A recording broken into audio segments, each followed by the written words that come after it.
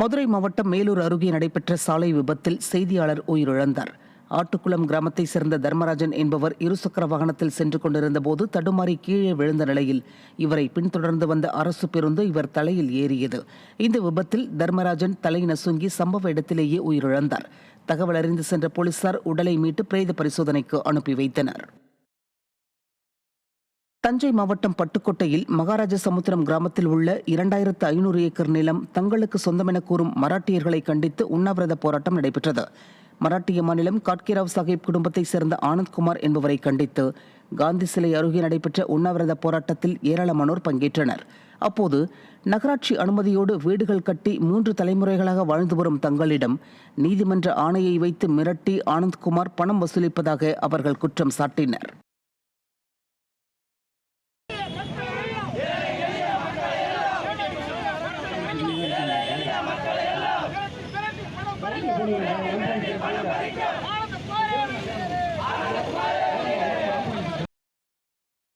மயிலாடுதுறை மாவட்டத்தில் 2 நாட்கள் பெய்த பருவம் தவறிய திடீர் மழையால் உளுந்து பச்சை பயிர் அழுகி விவசாயிகள் பெருத்த நஷ்டமடைந்துள்ளனர்.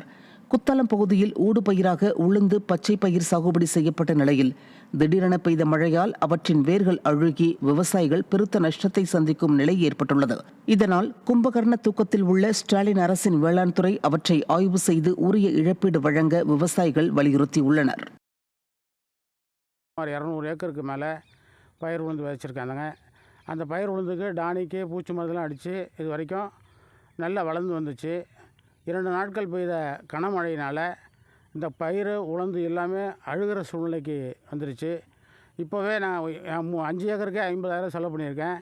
இதுபோல் அனைத்து விவசாயிகளும் செலவு பண்ணியிருப்பாங்க. இதை தமிழக முதல்வர் இதை பார்வையிட்டு இதை கேள்விப்பட்டு எங்களுக்கு உடனடியாக ஒரு நிவாரணத்தை வழங்க வேண்டும்.